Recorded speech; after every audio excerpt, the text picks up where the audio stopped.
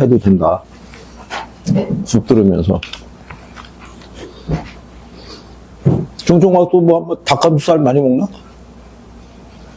그렇잖아. 가져와서 먹어도 돼. 냄새는 안 날 거 아니야. 냄새 안 납니다. 나? 냄새 나면 곤란하지. 왜냐면 이걸 듣는 게 아니라 시선이 글로 갈 거 아니야. 그래서 뭐 갖고 오면 많이 갖고 와야겠네. 나눠줘야 되니까. 그러니까 편안하게 그렇게 해서 들어가지고 목표를 잘 세우세요. 그리고 여러분들 다음 달에 구정연이 있어가지고 토요일서부터 쉬어 들어가는 걸 알고 있는데 그 전주에 그때까지 배웠던 내용을 토대로 해가지고 문항을 한 조금 늘려서 이렇게 전체 범위 기준해가지고 줄 테니까 그걸로 복습을 해보세요. 그러다가 구정 때 친인척이 있는데 책을 펼치지는 않을 거 아니야. 노출은 안 되고 싶으니까. 그러니까 마지막에 연휴 끝나기 전날, 그때 한번 이렇게 쭉 훑어보고 수업 들어오면 될 것 같다는 거예요. 왜냐하면 연휴 끝나고 나면 다음 날인가가 아마 또 괴로운 수업일 거야. 그렇게 해서라도 꾸준히 기억을 유지를 시켜줘야 된다는 거. 네. 아유, 그냥 합격이나 해서 그냥 이 바닥을 떠나주는 걸로. 여기 계속 있어봐야, 그죠?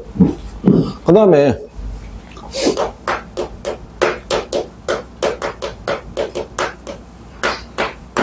알프레드 마샬의 준지대예요. 자, 마샬은 우리가 지대를 얘기할 때 이 사람은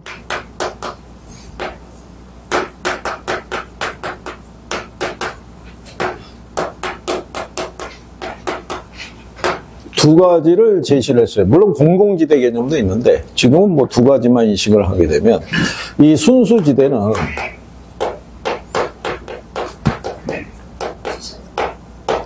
자연물인 토지에서 비롯된 수익이라고 생각하면 돼요.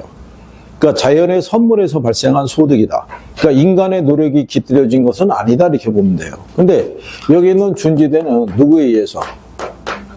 인간이 만든 기계류 등에 의해서 일시적으로 발생하는 소득이에요. 우리가 앞에 준이라는 표현이 있으면 엄밀히 말하면 뒤에 게 아니라고 그랬잖아요. 그죠? 그래서 우리가 그때 얘기할 때 토지하고 이렇게 건물이 있으면 토지는 자연물이잖아요. 이거 우리 인간이 만든 거잖아요. 단기가 있고 장기가 있을 때 단기에 토지의 공급을 늘릴 수 있어요? 없어요?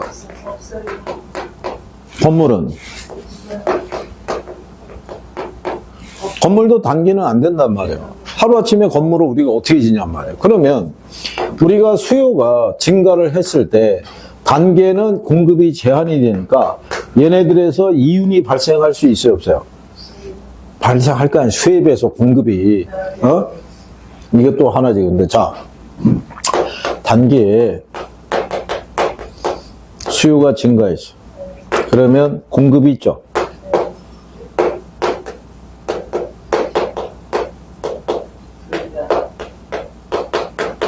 공급은 어떻게 되는 거야? 증가, 불변, 감소 중에 공급은 어떻게 된다?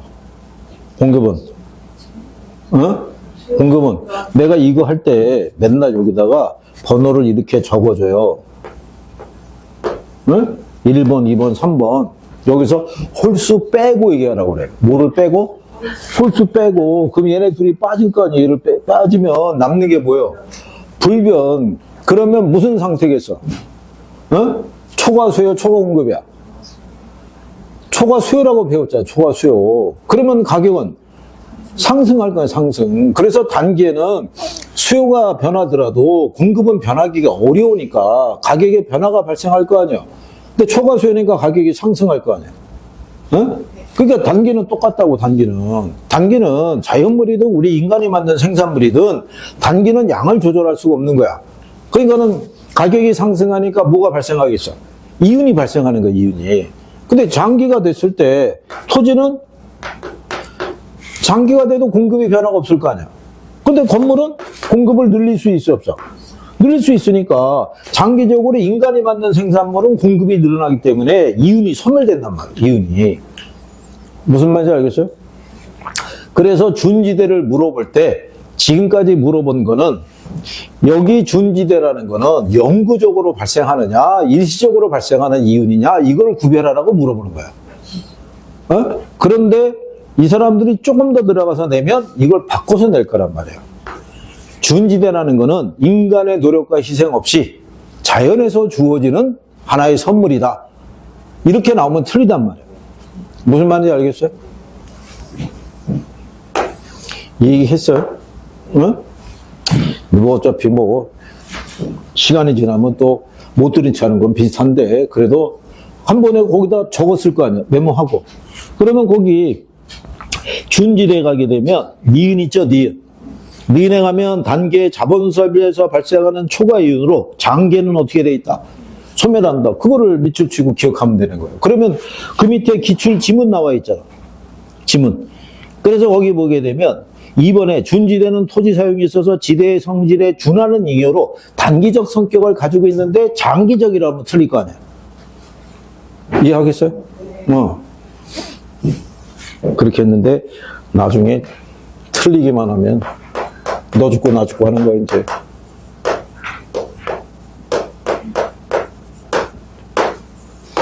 정총아, 정총아, PT 할 때 무슨 뭐 스트레칭을 시켜주는 그런 거 있나?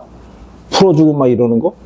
초반에 알려주고 나중에는 나중에 필요할 때가 있을 거야. 여기다 졸다 걸리면 나와서 스트레칭 좀 시켜줘. 스트레칭 좀. 쭉 해가지고 허리도 펴주게 하고 목 뒤도 피게 해주고 그냥 적절한 그 압박을 가해가지고 그걸 한번 해줘야 돼. 그래가지고. 자, 그 다음에 지대결정 이론이라고 나와 있죠. 거기 제일 먼저 나오는 게 이게 별표인 거예요. 여기서 설명하는 이론은 기본적으로 정리를 해야 되는데 제일 처음에 나오는 게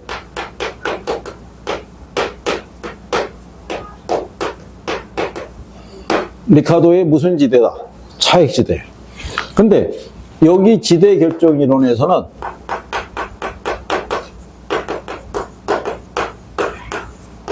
이건 기본적으로 알아야 돼요. 지대 발생 원인에 대해서.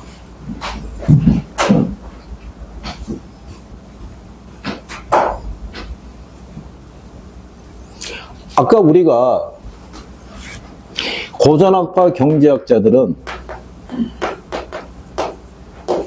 지대를 잉여로 봤어요? 아니면은 생산비로 봤어요? 이거로 봤잖아, 잉여. 잉여이자 얘를 뭐라고 봤다? 그 얘기는 이게 왜 불로소득이냐면 이게 자연에서 주어진 자연물에서 발생하는 생산성의 크기에 따라 지대의 차이가 발생한다는 거야. 인간이 노력을 해서 지대의 차이가 발생하는 게 아니라 원래 이 땅은 비옥도가 좋은 거야. 기름진 땅인 거야. 그래서 다른 땅에 비해서는 뭐가 많이 나오는 거예요. 수확이 많이 나오는 거야. 그게 지대가 된다라고 주장한 사람이 리카도예요. 리카도. 그래서 리카도는 지대에 발생되는 원인이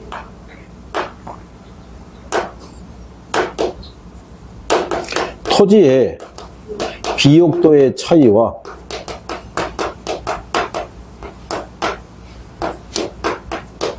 이 수학체감 법칙을 예로 들었어요. 수학체감 법칙을 한계 생산물 체감의 법칙이라고도 얘기를 하는데 여러분 시험에는 거기까지는 표현이 안 될 거예요. 그래서 이 비옥도의 차이인데 비옥도가 좋은 토지는 많다 적다. 적다란 얘기예요. 그러니까 비옥한 토지의 희소성. 그래서 이 리카도의 차액지대 이론을 물어볼 때는 이게 거의 일본 지문으로 와요. 예.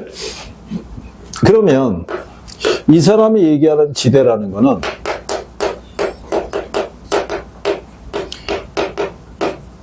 생산물 가격과 생산물 가격에서 생산비를 빼고 남는 게 지대인데 이게 일정하다고 가정하는 거예요.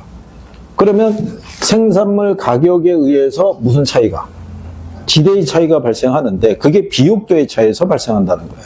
그러니까 예를 들어서 영국이에요. 영국의 주 생산이 밀이에요. 그러니까 리카도는 생산부는 밀을 가정하고 준 거예요. 그런데 토지에 A지라는 게 있고 B지가 있고 C지가 있어요. 그죠? 그래서 원래 영국에서는 밀을 생산을 할 때 100이 필요하면은 수입을 80을 하고 그 다음에 자체 생산을 20을 해서 충당을 해줬어요. 이렇게 충당을 해줬는데 그 당시 영국에서 곡물법이라는 게 제정이 되면서 이게 금지된 거예요. 그러니까 곡물법이라는 게 그 당시 영국 의회를 누가 장악했냐면 지주들이 장악한 거예요. 그래서 이게 곡물법이 제정이 돼서 미래 수입이 늘어나게 되면 자기들 이 토지에서 생산하는 밀에 대한 수요가 적을 거 아니에요. 그러면 토지의 가치가 떨어지고 수익이 줄어들 거라고 보고 그래서 금지시킨 거야. 그런데 그 당시에 지주가 있고 자본가가 있고 노동자가 있을 때 얘들을 빼고 자 그러면 세 개의 토지가 있어요. 그럼 처음에는 경작할 때 사람들은 AG, BG, CG가 있으면 AG가 가장 비옥도가 좋은 토지야. 그러면 같은 생산비를 들여도 생산량이 많은 토지부터 경작하려 될 거 아니에요. 근데 문제는 뭐냐면 AG만을 경작할 때는 지대가 발생하지 않아요. 왜? 요거밖에는 생산하면 되니까.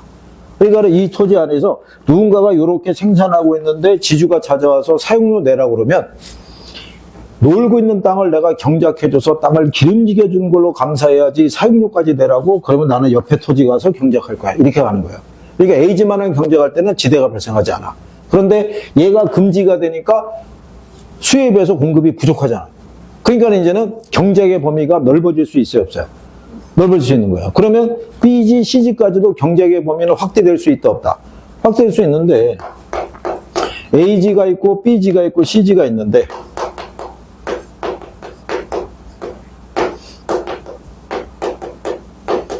여기서 이거를 빼면 남는 게 지대예요. 잉여. 근데 생산비는 다 같은 60만 원씩 들어가. 그러면 우리가 생산비 안에 들어가는 거는 생산의 3요소가 뭐예요? 응? 토지와 노동과 자본이잖아요, 자본. 그죠? 노동에 대한 대가를 주는 게 뭐예요? 임금. 자본에 대한 대가를 주는 게 이자예요. 그렇잖아요. 그러면 토지에 대한 대가는 얘네를 지급하고 남는 잉여를 가지고 결정이 되는 거야. 그런데 얘는 비옥도가 좋으니까 100만 원의 수익이 발생해. 그럼 남는 차익이 얼마야? 근데 얘네는 같은 비용을 들여도 80만 원밖에는 생산이 안 돼. 그럼 남는 게 얼마야? 20만 원. 근데 얘네는 60만 원밖에 생산이 안 돼. 그런데 같은 생산비를 들여서 수확을 더 많이 올릴 수 있는 곳 있죠. 그러면 자본가들은 이 토지를 임대해서 생산을 하고자 했을 때 동일한 생산비에서 이윤이 많이 나는 토지를 차지하려고 경쟁을 펼칠 수 있어요, 없어요? 있을 거 아니에요. 그러면 예를 들어서 BG를 경작하고 있는 사람은 AG를 경작하고 싶은 꿈이 있을 거 아니에요. 그러면 원래는 여기 있는 요 남는 잉여가 누구의 주머니로 들어가야 돼요? 자본가의 주머니로 들어가야 되는데 경쟁이 붙을 거 아니야. 붙어서 뭐라고 그래? 야, 여기 남는 잉여가 있으면 나는 너에게 뭐로 주겠다. 지대로 지급할 때니까 이 토지의 경작권을 나에게 달라라고 주장하는 거야. 그러면 지주의 입장에서는 원래는 남는 잉여가 있는데 이게 자본가의 수중으로 들어갔던 건데 얘가 경작하면서 이거 나한테 준다는 거 아니에요. 그러면 이 사람에게 경작권을 넘길 수 있어요, 없어요? 넘기는 거예요. 그래도 왜 만족하냐면 아까 생산비 안에는 생산자의 뭐가 반영이 돼 있다고 그랬어요. 정상 이윤이. 그러니까 농부들은 이것만 들여서도 정상 이윤은 가져갈 수 있다는 거예요. 그러니까 이게 남는 차익이잖아. 그러면 A지하고 B 토지의 이 차익은 어디서 발생한 거예요? 비옥도의 차이라는 거예요. 근데 비옥도가 좋은 토지는 한정돼 있을 거 아니에요. 그러니까 경쟁에서 남는 잉여만큼을 누구에게? 지주에게 지대로 지불해 줘야 돼요. 그런데 생산물 가격과 생산비가 일치하는 한계지에는 남는 잉여가 있어요, 없어요? 없을 거 아니에요. 그러니까 지대라는 거는 한계지를 기준해서 얘보다 생산성이 높은 토지에 대해서 발생하는 게 그게 지대 개념이라는 거예요. 그래서 제목이 무슨 지대? 차익인 거예요, 차익. 얘하고의 차익 20만 원 나오죠? 얘하고의 차익 20만 원 나오죠? 그 차익만큼을 지주에게 지대로 지불해 줘야 된다고 주장하는 거예요. 네. 그래서 한계지에는 지대가 성립한다, 안 한다?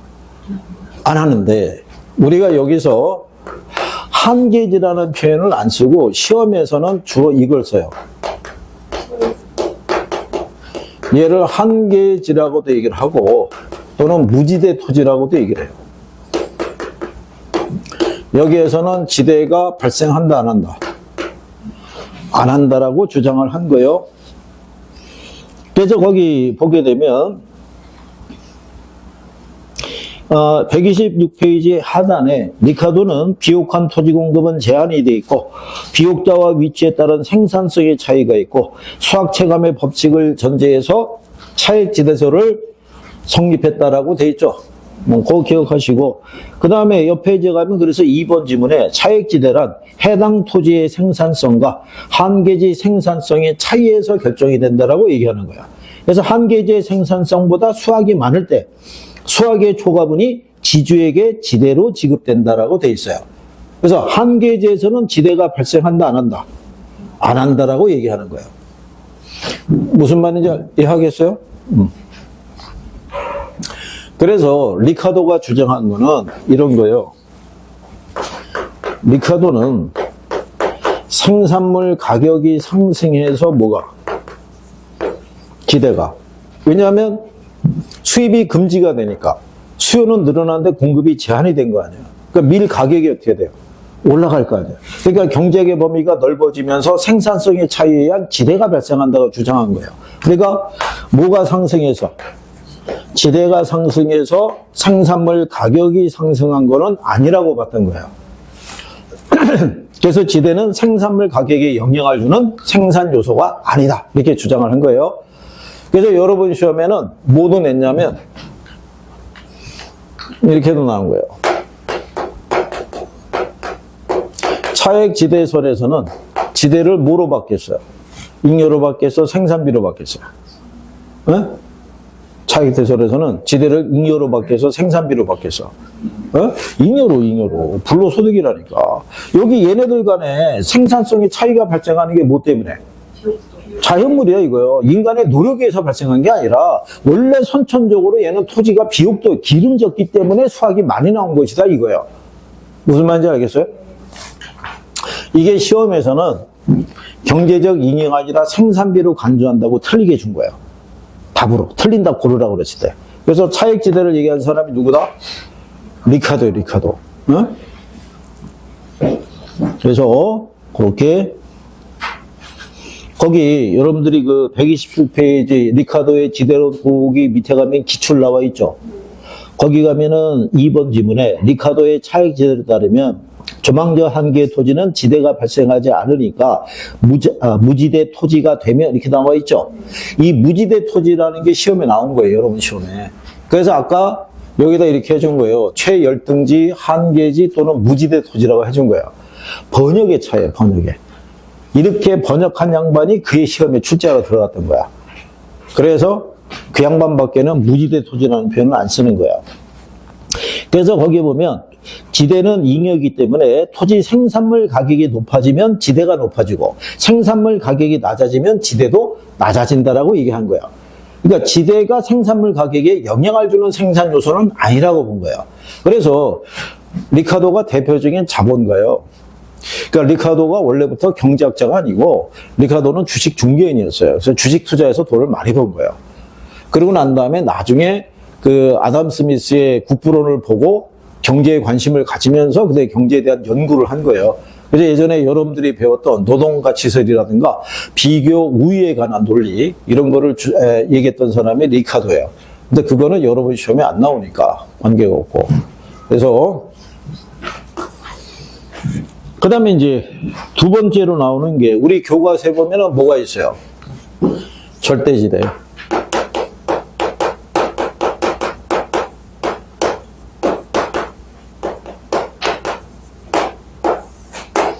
자, 마르크스의 절대지대설에 보게 되면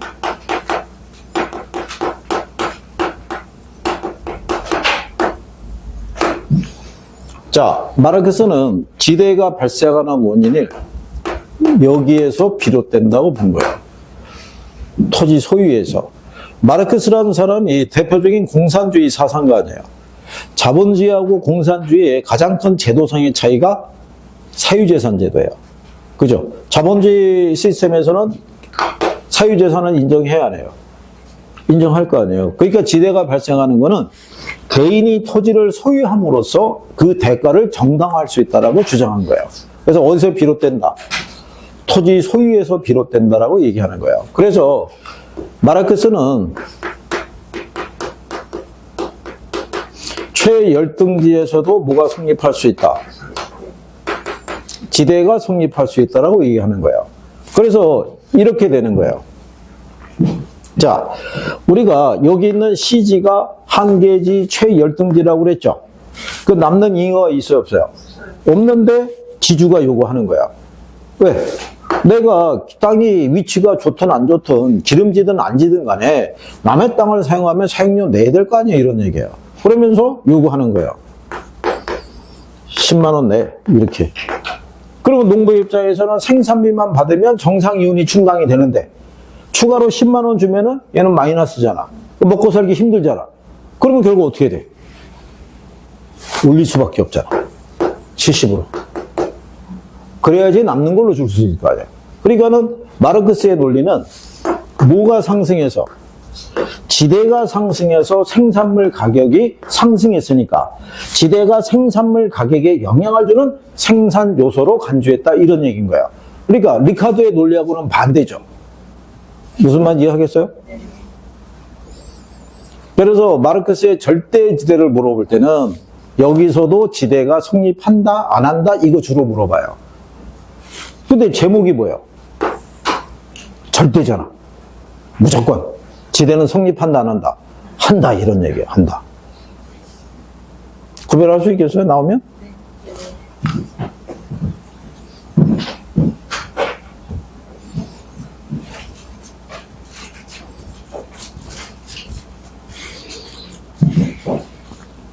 그래서 거기 그 127페이지 하단의 박스 밑에 가면 기출 지문이 있죠.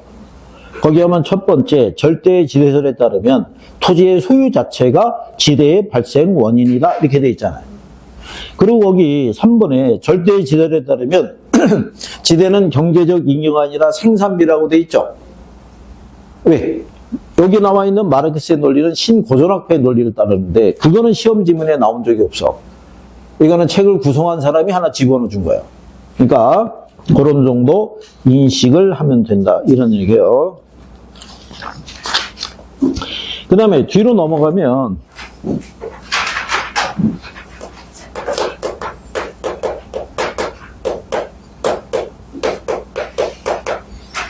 T년에 위치지대라고 되어 있어요. 그런데 가로 열고 입지교차 지대, 고립국이론, 농업입지론 이렇게 되어 있죠. 그래서 우리가 나중에 뒤에 가서 입지론 들어갈 때 농업입지론을 별도로 안 하는 거예요. 여기서 했다고 보고. 근데 결론은 이게 뭐냐면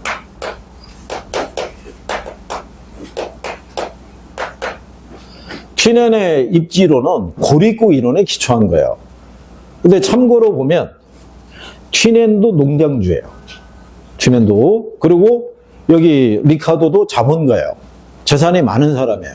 그러니까 이 사람도 토지가 있다 없다? 토지가 있는 사람이에요. 근데 결론은 뭐냐면 지대라는 건 결국 지주가 받아야 될 수익이잖아요. 얘네 둘 다 지주란 말이에요. 그러니까 자기들이 받아야 될 지대를 정당화하기 위해서 이 논리를 만들었다라는 속설도 있어요. 그게. 그래서 이 사람은 제목이 뭐예요?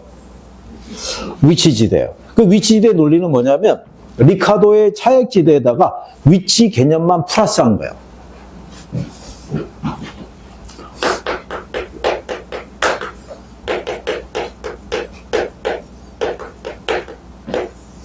그러니까 이 사람은 지대 발생 원인이라는 게 모든 토지에 비옥도가 동일하지만 위치의 차이에 따라서 뭐가? 지대가 발생할 수 있다고 얘기하는 거예요. 그러면 이 사람이 얘기하는 지대라는 건요, 생산물 가격에서 생산비하고 뭐를 공제한 거, 수송비를 공제한 게 지대인데 이 사람이 얘기하는 거는 이거는 일정하다고 얘기한 거예요. 왜 일정하냐면 이게 일정하니까. 뭐가 일정하다? 비옥도가. 그러면 결국 이 지대라는 거는 수송비, 교통비 있죠? 이 차이에 의해서 결정이 된다는 거예요. 그러면 이걸 고립국이라고 그래요. 왜 고립국이라고 그러냐면 외부하고의 교육은 없어. 자체 생산해서 자체 소비하는 거예요. 근데 고립국 중앙에 가게 되면 단 하나의 소비 시장이 존재를 해요.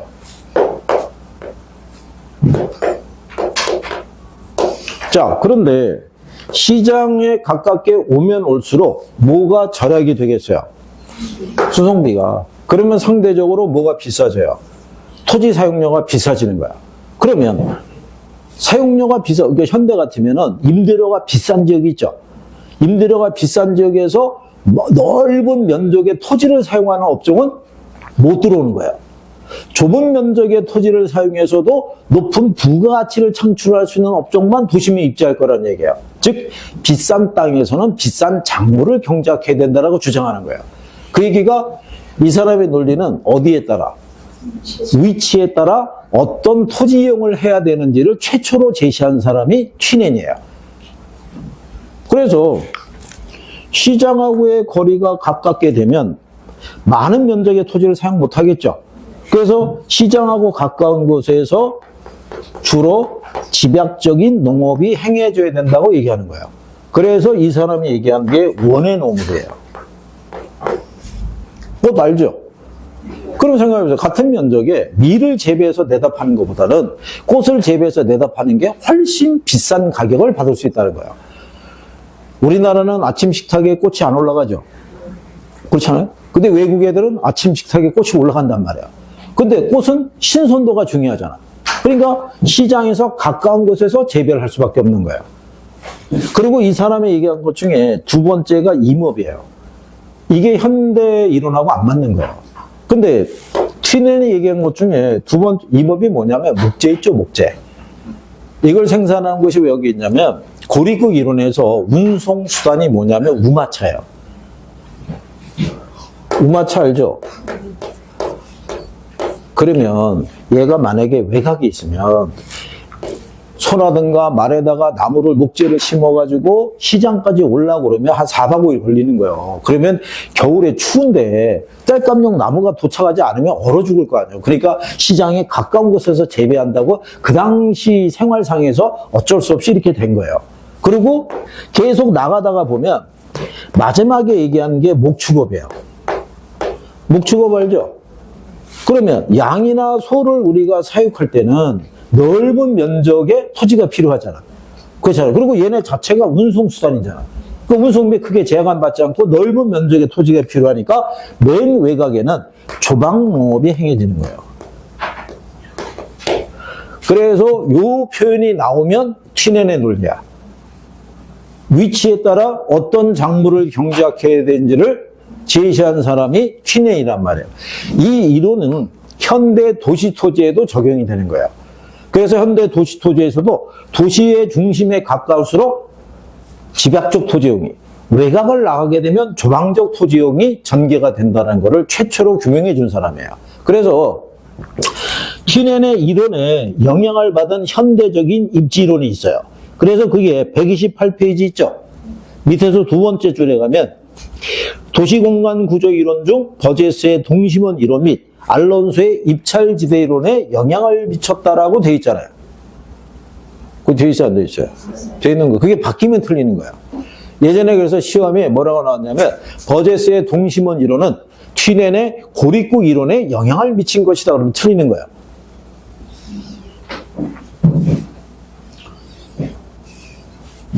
거기 버제스의 동심원 이론이라고 돼 있죠. 도시가 성장할 때 일정한 원을 그리면서 도시가 성장한다는 거예요.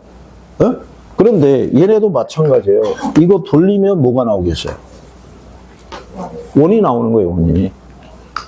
그래서 알론소의 입찰지대 이론은 농촌 지역에서 발생한 이론을 어디다가? 도시 지역에다가 접목을 시킨 거라고 생각하면 돼요. 그래서 옆 페이지에 가게 되면 입찰지대설이라고 있어요, 없어요? 있잖아요. 그죠? 네.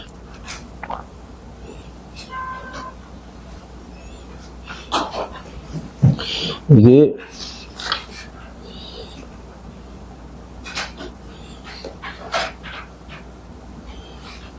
그래서 거기 그 130페이지에 가면 거기 5번, 7번 지문에 튀넨의 고립국 이론을 도시공간에 적용해서 확장, 발전시킨 것이다. 이렇게 돼 있잖아요. 여기 봐. 그러면,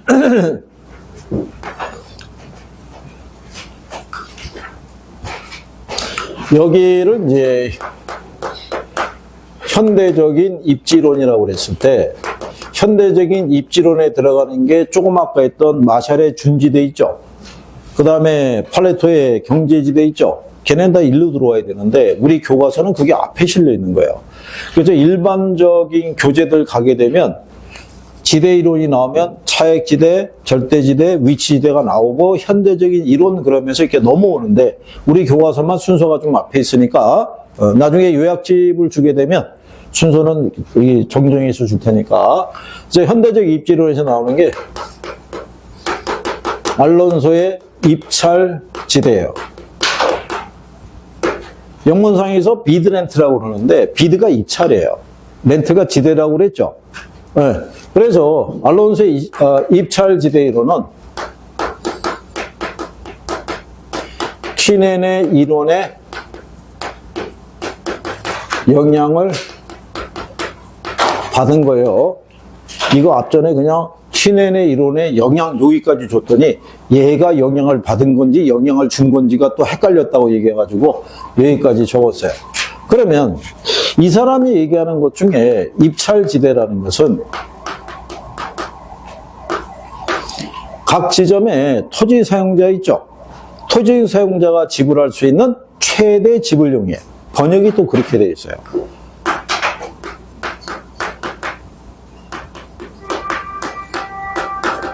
지불할 수 있는 최대 지불용이에요. 이게 여러 번 시험에 최소 지불용액이라고 틀리게 나왔던 적이 있어요. 이렇게 번역한 양반이 그때 출제에 들어간 거예요. 그래서 최대 지불용액이라고 써준 거예요. 그리고 얘는 초과 이윤이 0이고 수년가가 0인 수준의 지대를 우리가 입찰지대라고 그래요. 그러면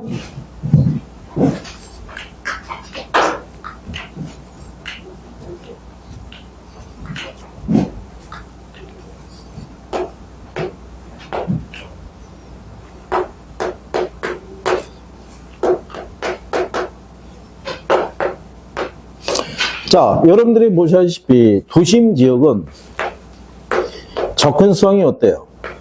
좋아요. 그래서 이거를 기대할 수 있어요. 입지 잉여의 논리는 뭐냐면 초과이윤인데 이거는 경영을 잘해서 얻는 게 아니라 위치가 좋아서 얻는 이익이에요. 그죠? 그러면 자, 입지 잉여를 기대할 수 있는 곳에 이게 발생할 수 있어요, 없어요? 여기를 차지하기 위해서. 그러면 원래 이 토지에 지대가 1,000만 원이야. 1,000만 원인데 경쟁이 붙는 과정에서 A 업종, B 업종, C 업종이 경쟁을 펼치는데 얘네가 얻을 수 있는 수년가 있죠. 얘가 700만 원, 얘가 500만 원, 얘가 300만 원의 수년가가 발생하는 거야. 근데 얘들이 지금 700, 500, 300이니까 다 0보다 어때요? 크잖아요, 0보다. 그러면 여기서 수년가의 의미 있죠?